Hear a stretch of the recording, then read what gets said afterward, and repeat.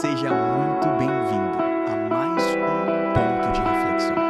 Nós estamos aqui agora e a gente está muito feliz porque no meio de tudo isso a gente te convida para refletir um pouquinho sobre um livro.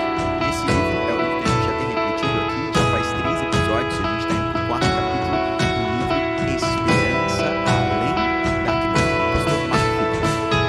É curioso porque esse capítulo tem um título interessante que é Um Poderoso Equipamento de Proteção. Mas eu quero conhecer as pessoas que estão com a gente. Eu gostaria de saber aqui o que nós estamos falando novamente.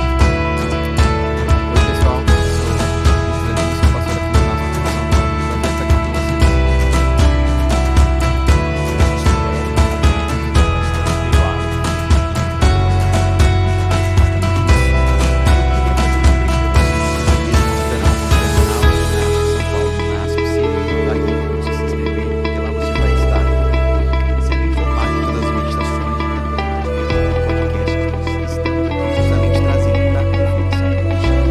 Mas aqui falando sobre esse título, tem uma coisa que a gente está aprendendo sobre que é uma coisa que a gente gosta muito de diferente logo disso, que é máscara.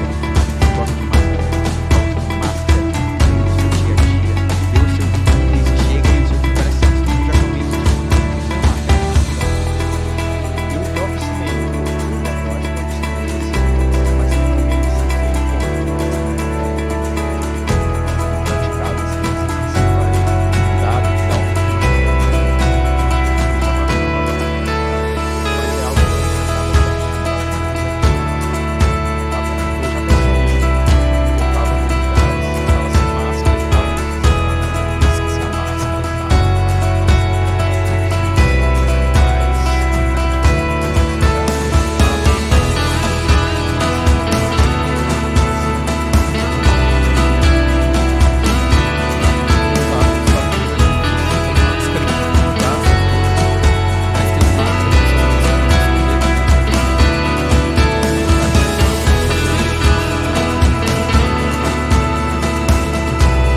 pode até usar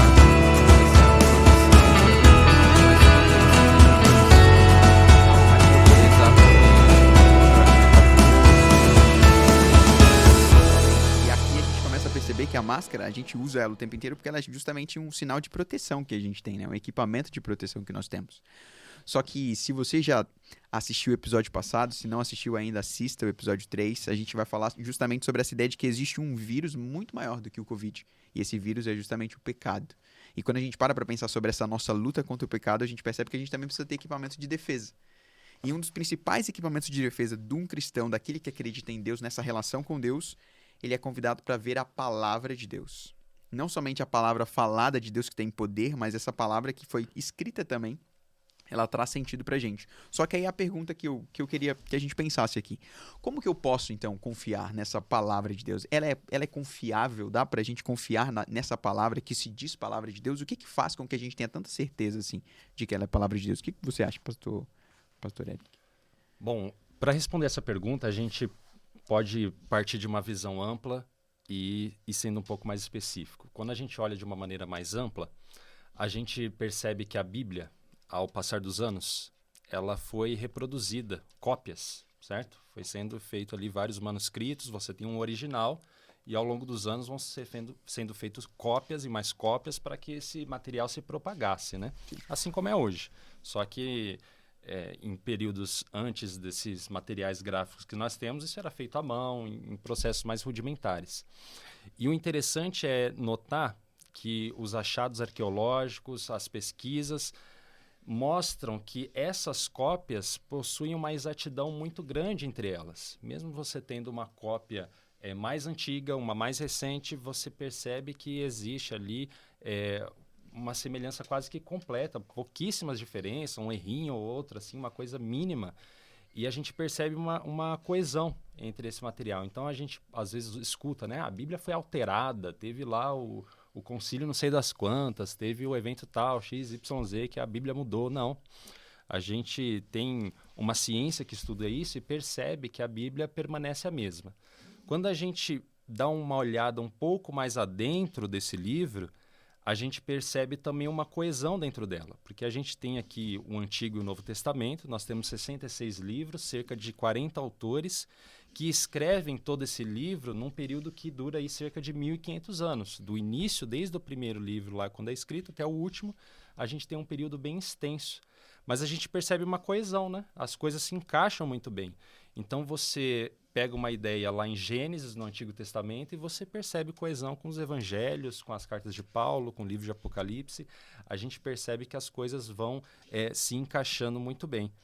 E, além disso, você tem ainda o cumprimento das profecias, né? Você tem várias profecias, 1/4, pelo menos, do texto bíblico é de profecias. E você percebe que essas profecias, várias delas se cumpriram. Por exemplo, lá no livro de Miqueias, Miqueias prediz que Jesus nasceria em Belém. E 700 anos depois, Jesus nasce realmente em Belém. Então, esses elementos ajudam a gente a perceber que é uma ferramenta de fato confiável, né?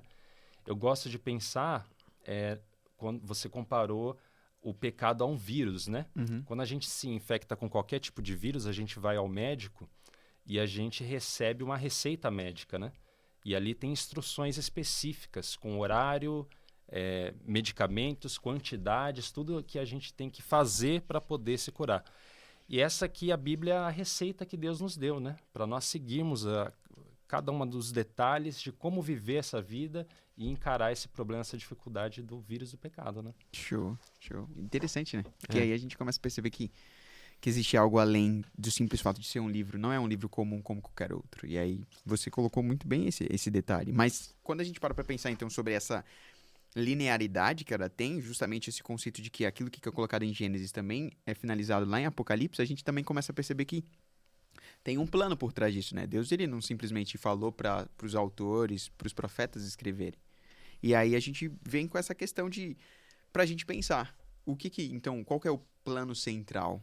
E esses símbolos que são usados para a palavra de Deus podem nos ajudar a entender tão fortemente ela, né?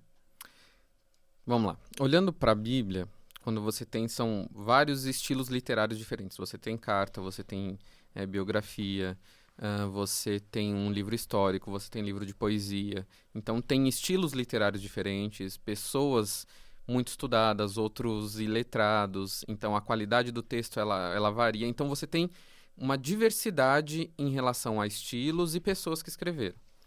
E é interessante que você consegue perceber uma linha dourada que ela vai seguindo todo o percurso da Bíblia e ela está envolvendo nos mesmos assuntos e nos mesmos temas. E são perguntas humanas que a gente faz há muito tempo. Por exemplo, da onde eu venho, qual é o meu sentido da vida e o que vai acontecer daqui para frente. Essas perguntas ontológicas, elas aparecem de maneira clara nas histórias da Bíblia, nos registros, nos relatos, enfim, e elas são respondidas constantemente a partir da vontade de Deus para a humanidade. Então, é como se alguém que tivesse um pai longe e não tivesse como ter contato com ele, mas esse pai quer mostrar para esse filho, olha, eu existo, eu te amo, a gente não está tendo esse contato junto agora, mas você precisa entender que eu tenho planos para você, para a sua vida, e eu sei onde isso vai chegar se você seguir o que eu estou pedindo para você. Então, todas essas instruções, elas são mostradas, e esse plano ele é revelado de Gênesis a Apocalipse, nessa variedade toda, né? E isso é interessantíssimo a gente perceber durante todo o processo, todos os livros, esse assunto ele volta, né? E tudo isso para chegar aonde? No foco principal da Bíblia, que é a pessoa de Jesus Cristo, tá? Legal. Então, o Antigo Testamento, o Novo Testamento, tudo aponta para Jesus. A salvação que vem através de Jesus e a transformação que ele quer fazer na nossa vida. Então, todo o conteúdo suficiente para nossa salvação, a gente encontra na Bíblia, a gente encontra na palavra. Legal. E parando para pensar nesse ponto, eu lembro que você um dia, em algum momento passado, isso aí agora é pego de surpresa. Então vamos lá. Justamente aqui a gente vai conversando. E teve um dia Já que tá falando de revelação, né? Que você falou sobre Jesus em uma das pregações que você estava fazendo, que você usou um Jesus físico mesmo, uma imagenzinha que você colocou no meio assim e falou para todo mundo chegar cada vez mais perto de Jesus. E aí aquela ideia de que o fato do foco estar sempre em Jesus faz o que também com a gente, que é na nossa relação um com o outro também? Usando a ilustração que a gente já usou, Se nós, como seres humanos, nos aproximamos de Jesus, isso muda o meu olhar em relação ao meu próximo, a pessoa que está perto de mim. Então a gente se aproxima de outras pessoas também. O contato com Cristo e a transformação e a libertação que Ele faz em mim, isso vai trazer fruto na minha vida. Então essa proteção não é só minha, não é de maneira egoísta, mas ela é compartilhada, sabe? Então a salvação ela acontece de maneira individual, mas isso vai ser refletido nos meus relacionamentos com as outras pessoas, e isso é maravilhoso. Então, quando a gente vem para a Bíblia, e eu gosto daquele texto de João 5,39, que Jesus ele diz, examinai as Escrituras, né? Porque elas falam de mim, eu fico pensando, é isso que a gente precisa. Não é falar de Jesus da boca para fora, mas é conhecer o Jesus que a Bíblia quer que nós conheçamos, sabe? Sim. Então é diferente. Eu lembrei até de uma coisa que aconteceu uma vez na sala de aula, mas não sei se dá tempo da gente falar. Não, vamos lá. Vamos dar o seu último detalhe, então, sobre esse assunto e aí a gente finaliza. Tá. Com relação a símbolos, a Bíblia ela tem vários símbolos. Para a Bíblia, para a palavra de Deus, que é uma coisa que a gente não falou ainda. Então a Bíblia ela se apresenta como luz, como pão, como fogo, como semente. E em cada uma dessas ilustrações que a palavra de Deus se apresenta, ela demonstra uma lição assim maravilhosa. De todas, eu gosto da ideia do pão, que é algo que está na casa de todo mundo, é um alimento básico da grande maioria das culturas, e nós podemos e devemos nos alimentar da palavra assim como a gente precisa se alimentar para viver. Então não tem como eu estar aqui falando para vocês se eu não tivesse comido hoje. Sim. Tá? Em relação à espiritualidade, não tem como eu estar fortalecido se não for, ou protegido, né, já que é a ideia do capítulo, se eu não estiver me alimentado pela palavra de Deus.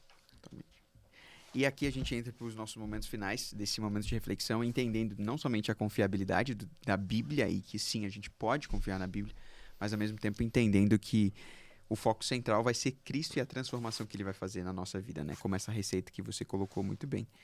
E aí, agora a gente entra num ponto que, para mim, eu finalizo esse momento aqui de reflexão com o Salmo 119, e tem um verso que para mim é muito bonito, que está lá no verso 136, inclusive que o livro traz pra gente aqui, que é uma ideia muito interessante, que ele fala assim, no Salmo 119, 130, diz assim, a revelação das tuas palavras traz luz e dá entendimento ao simples. É essa capacidade que a Bíblia tem, de trazer luz para aquilo que antes estava escuro, para trazer proteção para nossas necessidades maiores, né? Então, hoje você está sendo convidado justamente para isso, para refletir sobre a palavra de Deus e para permitir que ela transforme você e transforme as pessoas que vão estar ao seu redor, como a palavra de Deus para você e para as outras pessoas também. Então, fica aí o convite para você hoje estudar a Bíblia, para você hoje abrir e ler esses textos maravilhosos que podem trazer sentido e significado para a nossa existência. Um abraço para você, meus amigos aqui também vão dar um abraço aí em você aí, pode mandar um salve, um alô para quem vocês quiserem e até mais. Tchau, até mais, obrigado. Tchau, tchau, gente, até mais.